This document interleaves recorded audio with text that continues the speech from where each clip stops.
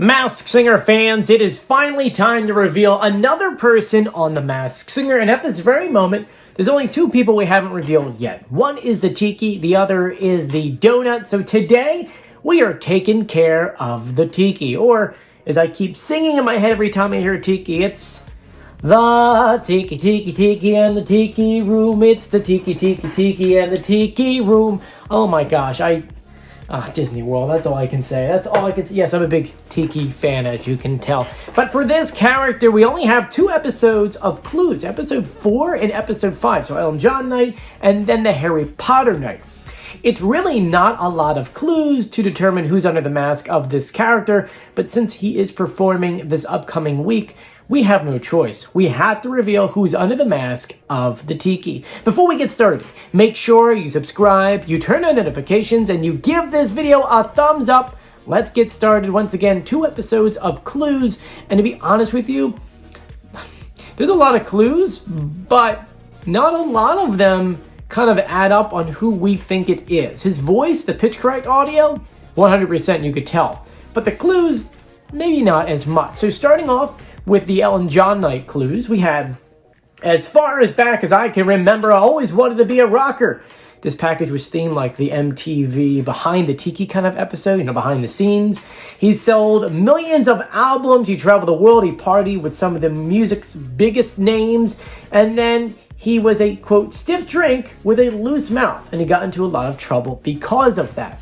We had some visual clues, alarm clock that says snooze, a globe, a skull, a monkey, and a trashed room, which I believe this rocker did do that kind of thing. On stage clue, he says, for the Elton John night, if you're ever feeling bluesy, you can come to me for a good laugh.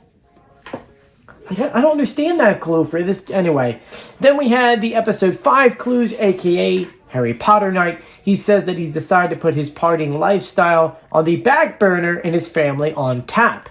On top. Kind of joke right there. He used to party till 6 a.m. and that's when his alarm now goes off so he could take his kid to school, which makes him emotional to think about that he has a child. Visual clues, a piano, a beer tap, a grandfather clock in a trash bin? I don't know that one either. And then a tissue box with a sad face on it. Since it was Harry Potter night, we did have the sorting hat on stage, so people were sorted into what they were. And the sorting hat said of him, brave at heart, darling, you better be a Gryffindor. He said of that, you gotta be brave to be in front and center of those types of stages I command. So front and center, which means he's the lead of a band. So those are all the clues. I know it's really not a lot. You got a rocker who's now retired, who does family things, but used to be like crazy when he was on stage and used to trash his hotel rooms, and now it's calm. So it's like, is there enough there? Really, to me, it's a pitch correct audio that kind of like solves all of this for us. So what we're going to do is we're going to play the original audio they gave us, and then we'll play my audio, and you tell me, who do you think that is? Making my debut last week was just beachy. And now, getting to perform again on Harry Potter night feels pretty fitting because I've really found the magic in my life these days. Making my debut last week was just beachy. And now, getting to perform again on Harry Potter night feels pretty fitting because I've really found the magic in my life these days.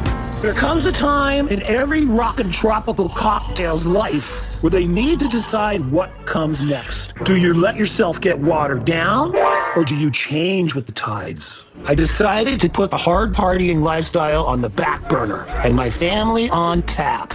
I used to be up every night partying until 6 a.m. Now, that's what time my alarm goes off to take my kid to school. Hands down, Sebastian Bach. You could tell that's his voice. Now, I just want to point out, what really threw me off is the fact that I don't want to take this anyway, because I don't listen to Skid Row. The only reason why I even know of him is because of Gilmore Girls. Yes, I know, I grew up watching Gilmore Girls. I'm not ashamed to say that, and my wife and I still watch the show to today, and I don't know why. Like, she loves the show, and so I just watch it with her.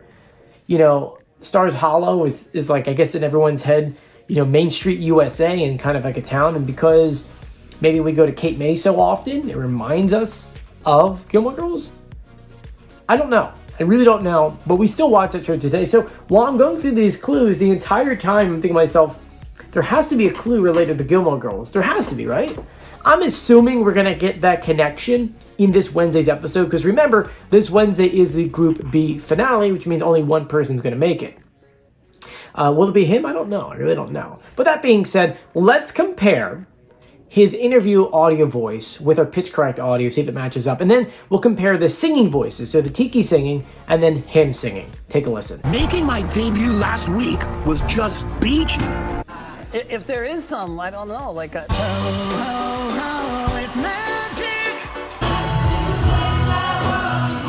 So yeah, that matches up. Now let's go through these clues once again. Not really a lot of clues, so we'll do our best here. He starts off by saying, as far back as I remember, I always wanted to be a rocker, and it's true. He started rocking at the age of 14. He joined a band called the Wicked? Like Wicked? It's like Kid? Like it's because they're kids? Anyway, his theme package was the MTV's Behind the Tiki. He competed on the 2007 MTV show called Celebrity Rap Superstar, coming in third place, and was on MTV Cribs, so he was on MTV. He sold millions of records, traveled the world, partied with big names, and that's all true. He did all of that. Talks about how he was a stiff drink and got in a lot of trouble because of that. It's true, he did cause a little bit of drama, not too much drama though. Just like any other rocker. Trashed the rooms. The monkey was a good clue for their song, Monkey Business. The skull, we do know they use skulls in some of their logos and their shirts and album covers. The globe, because he traveled the world. The Ellen John clue, about being, a good laugh. I think that's the only Gilmore Girls kind of connection ever, because on the show, he does play a rocker, okay? And he does rock out, but he plays a stereotypical one, which is like kind of goofy in a way. Like, they're like, yo, come on guys, let's go in and play. And I'm guessing maybe that's like the goofball kind of thing that he's kind of joking about.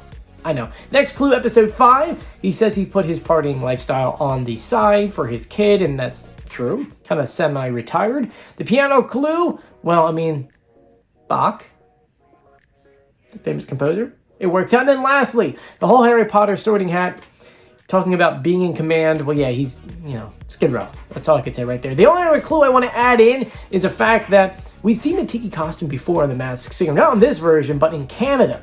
Turns out Sebastian Bach, he is from Canada.